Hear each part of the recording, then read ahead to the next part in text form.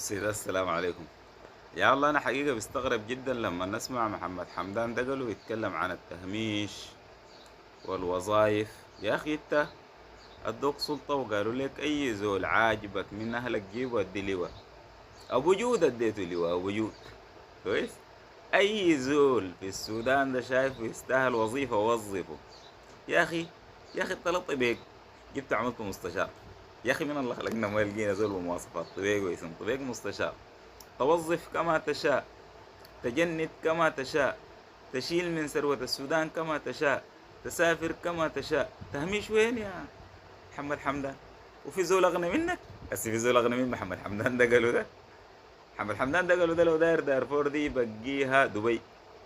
قادر قادر زول يملك له دلشيار كروزر والدلشيار دانا والدلشيار طلقة وقروش وجبل كامل بتاع ذهب.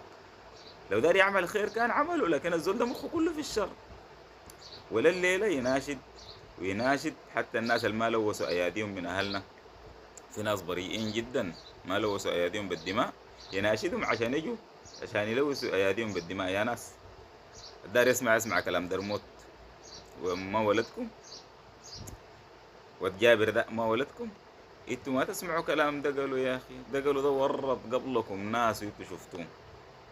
الجيش ده عمره 100 سنة ما اعتدى على دامرة، ما اعتدى على فريق، وما حيعتدي على دامرة. والثورة ذاتها لما قامت وشالت النظام الفات ما قامت من دارفور. لو في زول اعتدى عليكم انتوا والله العظيم تقوم ثورة من القضارف ومن عبرة ومن المناطق دي كلها وتناصر المواطن المسكين. ما زول بيعتدي على مواطن نهائي. ما تخطوا كلام زي ده. لكن ده قالوا ده دار يورطكم، والله يتورط ودار يورطكم. الناس تعمل حسابها، واي زول يعمل حساب لاولاده، والناس تكون واعية، تكون واعية. ما في تهميش.